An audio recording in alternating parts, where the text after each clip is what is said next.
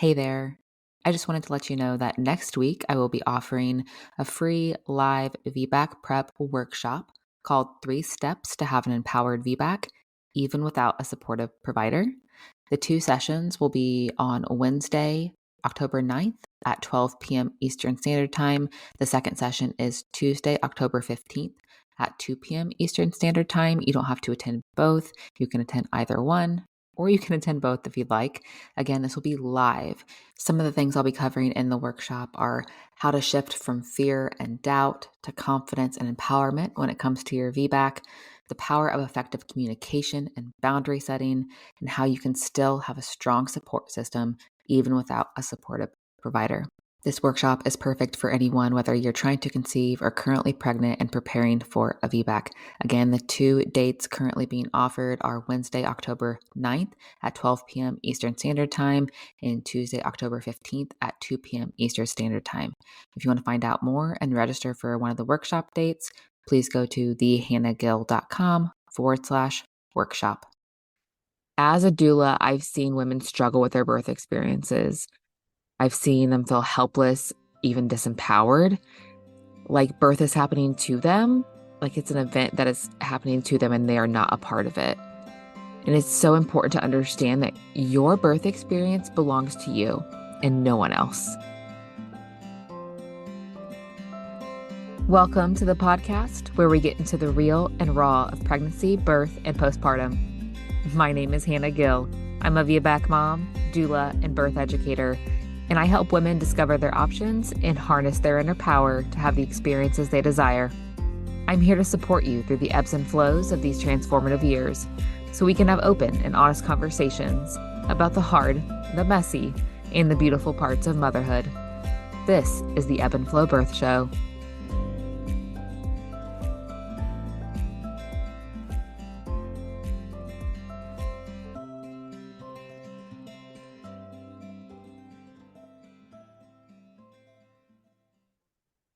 Hey there, welcome back to the Ebb and Flow Birth Show.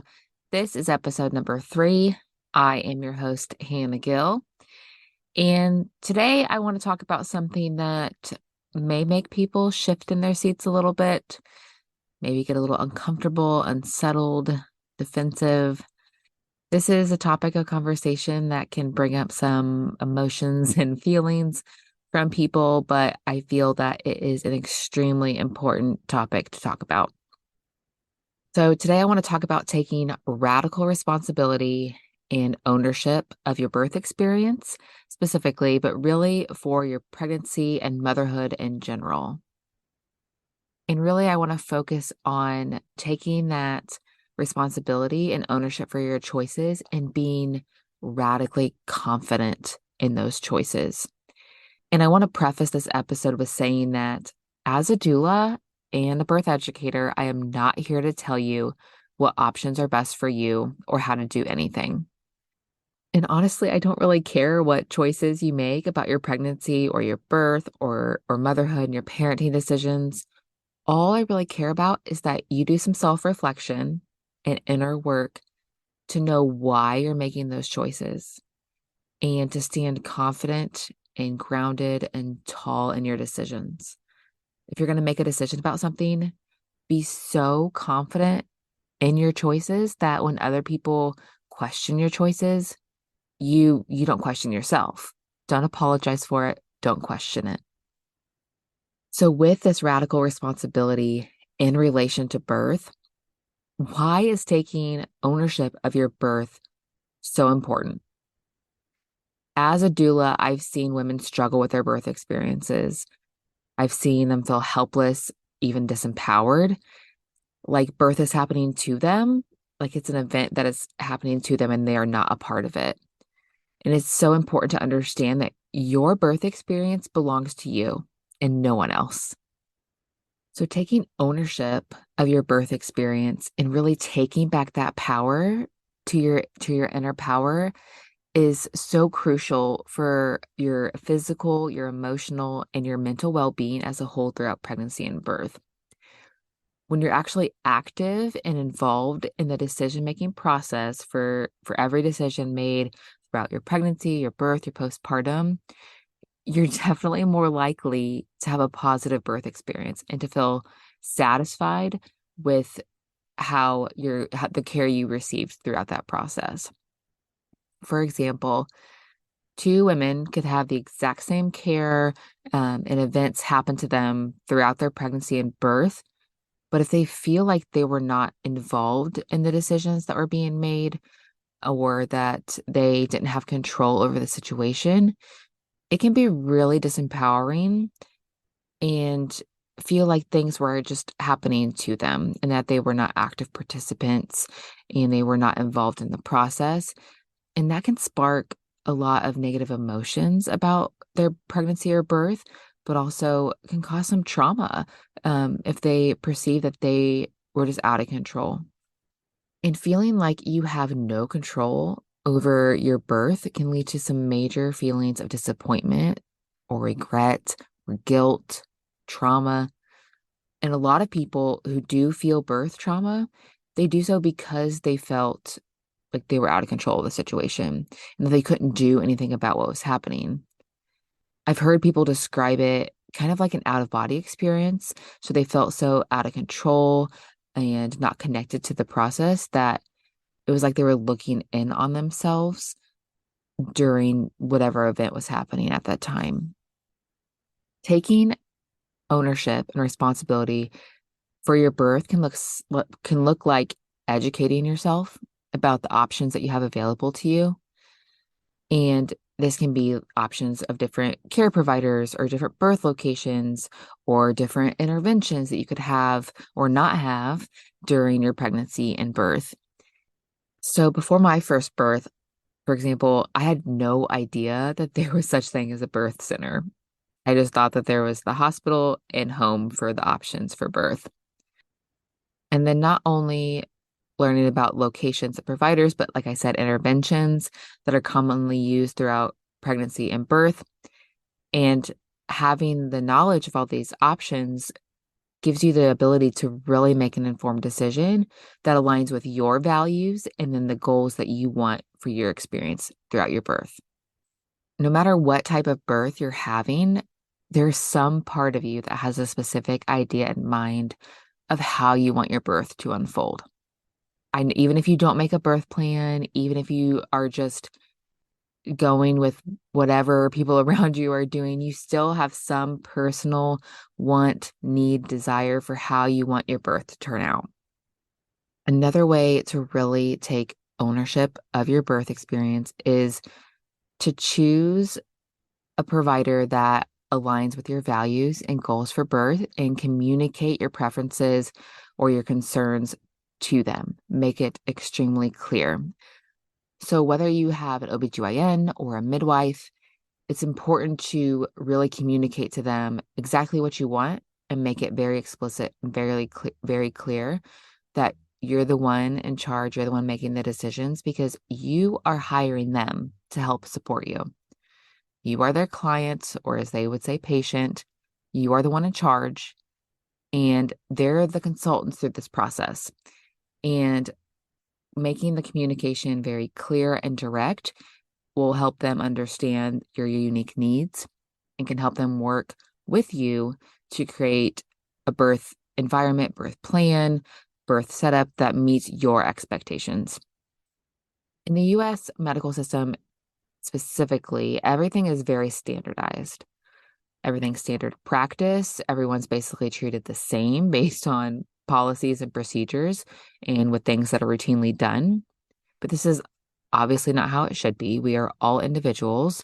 We all have very unique needs, and learning and practicing and being able to communicate those needs to your care team will only benefit you. It's like so for example, I can't expect my husband to know what I need from him to make my experiences better unless I communicate those needs because he can't read my mind and your care team cannot read your mind. And it's important for you to take that responsibility for your care and your health and to communicate what you want. Even though, I mean, we're putting our trust in our lives and our babies' lives into the hands of these providers, They are not all knowing. You know yourself and your body and your baby the best. So communicate to them explicitly what you're wanting, what you're feeling, what you're needing. You are the expert on your own body, and your care provider is there to support you in making the best decisions for you and your baby. I know a lot of times a lot of care providers can get a bad rap, but not all individual OBGYNs are bad. Not all midwives are great. And I know that they do. The system itself has put limits on them and they're constrained by the systems that they're certified by or their employer. And it's not always the individual provider that is bad or doing something wrong. I do know that there are really crappy providers out there, regardless of if they're OBGYNs or midwives. There are just some really poor providers out there. But really, it's the medical system in the US specifically as a whole, and insurance companies and legal systems and things like that that are making things worse. Because there could be some great providers out there that are wonderful human beings, but when you really think about it, and this can be a topic for a whole nother episode, but as much as we believe that providers should be have our best interest at heart, that's just not the way it's going to be because they have to think about themselves. And are they going to get sued? Are they going to lose their job and not be able to provide for their families? And I'm just giving them the benefit of the doubt that not all providers are choosing to do things poorly or to treat you poorly. A lot of it has to do with legalities and just the way the medical system is, unfortunately. But because of this and because of the way the system is, this is really ultimately why taking ownership of your birth means that you have to be the one to be advocating for yourself and for your baby. You have to take charge and take things into your own hands. And this is one thing that a lot of women are extremely uncomfortable doing. They don't like conflict, they don't like confrontation. They just sit back passively and go with whatever their provider is telling them because that's what we have been conditioned to do as women, especially in the US. But advocating for yourself and your baby is one of the number one most important things you can do throughout your pregnancy, birth, and motherhood experience. And it really means trusting in your body's ability to birth in seeking out the support and resources that will help you achieve your desired birth outcome. By doing this, I truly believe that you can have a positive and empowering birth experience that you can truly look back on with joy and cherish and just overwhelmingly good emotions. And I believe that a lot of how you perceive your birth and how it unfolds has a lot to do with your ability to be active in the process and to be a part of it. But I understand that you may have fear or anxiety around taking this kind of radical responsibility for your choices in pregnancy and birth and postpartum. And that fear and anxiety really is one of the biggest obstacles that women face when it comes to taking charge of their birth and their experiences. I believe this is especially true for women who have either had a previous traumatic birth experience or they've been taught and conditioned that birth is a scary, emergent medical event, which it's not. It is the most natural, physiological thing that our body was made to do. And obviously, it doesn't always turn out that way. Not everyone's body is going to be able to birth or do things the same way, but inherently, like at its core, at its simplest essence, birth is a natural physiological process, not an emergency, not a medical event. And decisions about your birth should not be made out of fear. For example, you should not plan a home birth simply because you fear the hospital. That is one of the worst reasons, actually, to plan a home birth. And it's important to realize and recognize that, yes, it's normal to have fears, but you can use this fear to be a powerful motivator. It can really help you to take action to get the birth that you want and to have a positive birth experience and a positive birth outcome. Use that fear as fuel and channel it into action and advocacy rather than allowing it to stop you in your tracks and to freeze you and not take action. As someone who has experienced a previous C-section that was unwanted and unplanned and that has gone through birth trauma, I truly personally understand the fear and the uncertainty that can come with the idea of having another traumatic birth. And for me, that fear was around having another C-section. So instead of letting that fear just shut me down and stop me from having the birth I wanted, I chose to use that fear as a catalyst, as fuel for my VBAC journey, rather than allowing it to control me and to control my decisions. And I did this through education and research and finding a supportive birth team. And by getting educated and getting that knowledge surrounding what my options were and really getting in tune with what I wanted, I was able to turn the fear around having another C-section into a sense of empowerment because I was the one taking charge of my birth and how it was going to unfold. And by owning that process and taking that responsibility, taking it into my own hands, I was able to really make informed decisions. I was able to have the birth that I desired in the end. And I want other women to know that you have that power too. You can take charge and you can be in control and be an active participant in your pregnancy and birth and motherhood journey. Another primary point to remember, and this is where you're going to start shifting in your seat, you may start getting uncomfortable, defensive even, is that you have a choice in everything. And you may be uncomfortable with the thought that your choices in pregnancy and birth could have a bad outcome. So when you're weighing the pros and cons and trying to make a decision, it can be really unsettling to think, okay, if I make such and such decision, there could be a bad outcome.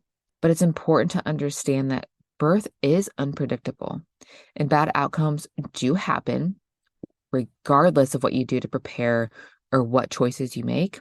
And there are things that are beyond our control. But wouldn't you rather take back that power, do everything in your power to give yourself and your baby the best chance at a positive outcome? I would rather personally be making the decisions about my pregnancy and my birth and be responsible for those decisions, whether the outcome is bad or not. Because if the outcome is bad, I know that I did everything in my power to get the experience that I wanted and that I knew was best for me and my baby. Why would you leave the decisions about something so precious and important and sacred and vulnerable as pregnancy, birth, and motherhood? Why would you leave that in the hands of someone else? That is yours. That is your experience to own. With my first pregnancy and birth, I relinquished that power. I didn't know my options or that I had a choice on certain things. So please, please remember that you have a choice in everything. It is yours and your baby's experience, nobody else's. And of course, yes, your care team, your friends, your family, they can give you recommendations and advice, but ultimately the decision is yours to make. They're just there to help and be consultants in the process, but it's your body, it's your baby, it's your birth, it's your experience. The decision is yours. And in relation to relinquishing that power and handing over your autonomy to someone else, I have heard so many women say things like, I had to be induced. I had to get an epidural. I had to have a C-section. But really, when it comes down to it, those are still choices that you had to make. You choose to sign the consent forms for all of these interventions, whether you read the consent form or not. And you ultimately have to choose to be induced, choose to get an epidural, or choose to have a C-section. No, it's probably not the choice you wanted to have to make. Your arm is kind of twisted, or there are circumstances surrounding those choices that, yeah, this is not a choice I wanted to have to make, but I still have to make a choice. No one is forcing you to make any sort of decision. Yes, obviously, there are instances where providers use coercive language or rhetoric or try to persuade you to do certain things, but legally, side note, legally, no one can force you to do anything. So if they did, please reach out to a patient advocate because that is considered medical abuse and it is illegal, highly illegal. So really, you're still making that decision. So, for example, I did not want to have a C-section, but I chose to do that because I thought it was the only option. I thought it was best for me and my baby. I still had to make that decision. I had to consent. They couldn't just force me back into the OR to have surgery. Of course, there could be emergency situations where you are not responsive, you are not capable of making like a decision in that moment. But specifically at a hospital, you sign those consent forms ahead of time for those emergency reasons. You can, of course, take back that consent, withdraw that consent at any point during your pregnancy, birth, or postpartum experiences. But the point is that these are all still decisions and choices that you have. And because you still had to make those choices, instead of saying, oh, I had to have this done and feeling bad about it, switch that mindset and own your freaking choices. Be confident in them. Take your power and autonomy back.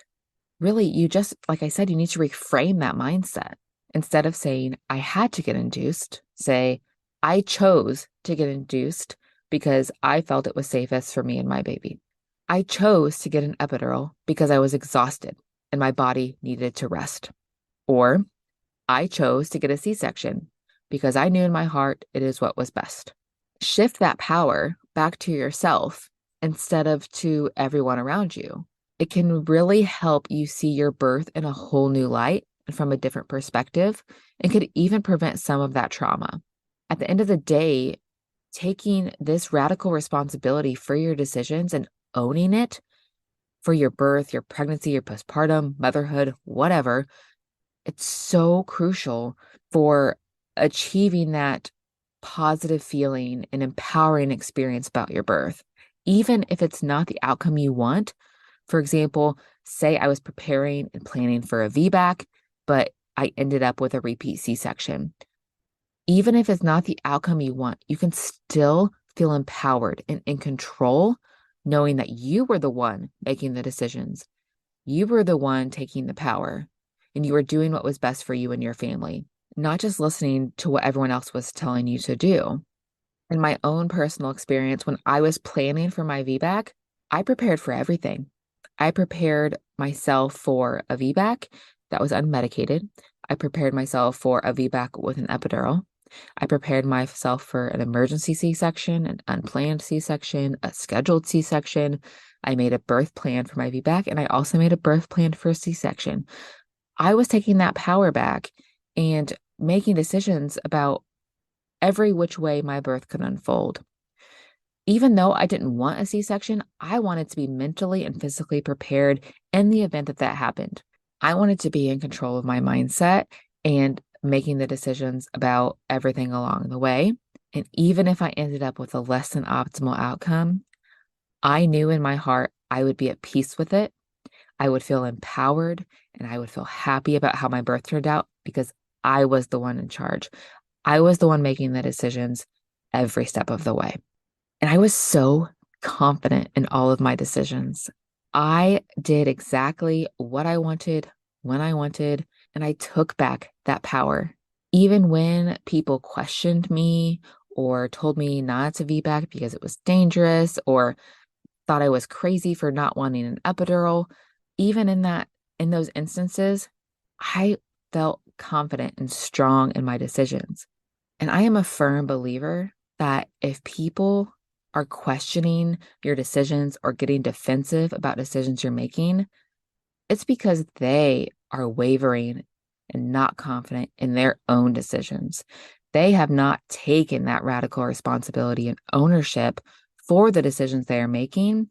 So when someone else makes a decision that is against what they would do, they get very defensive and start to question you and bring you down for the decisions that you're making. So be so confident in your own decisions that when other people question you, you do not question yourself. And I titled this episode as Radical Responsibility, as if any of this should be considered radical. This should just be the norm. We as human beings and as women should be taking this ownership. It's our life, it's our birth, it's our motherhood experience, and it's for us to own and to take charge of. Right now, if you're feeling like, wow, Hannah, I really need to stop making excuses and start taking ownership of my experiences and my life and my health, then please send me a DM over on Instagram at Ebb and Flow Birth Co. so we can chat about it, because this is one of my favorite topics. And 3 to 4 years ago, I did not have this mindset. I was one of those women that was just handing over all of my power to everyone else around me, but not anymore because I've done a lot of inner work and soul searching and research and got educated. And I just think this is such an important message and topic to talk about. So please just take that power and responsibility back, because the power really is within you to make all of these decisions for yourself, your family, your baby, your life. The decisions aren't up to anyone else. You can look to other people for guidance, but ultimately it's up to you to make those choices. And you have the power and the capability to make your pregnancy and birth and postpartum exactly what you want it to be. Even if you have to have a change of plan or things turn out the way you wanted them to, you can still be in such an empowered state. And at least you'll have been an active participant and not just sitting back passively and letting everything happen to you instead of with you and for you. So I really appreciate everyone that has listened to the first few episodes and been with me through the first 3 so far. And I hope that you continue listening, and that if you're enjoying the podcast so far, I would love it if you could leave a review or a rating wherever you're listening to the show. I obviously do not have any paid sponsors, so leaving a review or sharing the podcast on social media is the best way that you can support me and the show. Again, thank you guys so much for listening, and I will see you next week. You just finished another episode of the Ebb and Flow Birth Show. For more, head over to ebbandflowbirthco.com or on Instagram at ebbandflowbirthco. As a reminder, this podcast is provided to you for educational and entertainment purposes only. It is not a substitute for medical advice. Until next time, bye friends.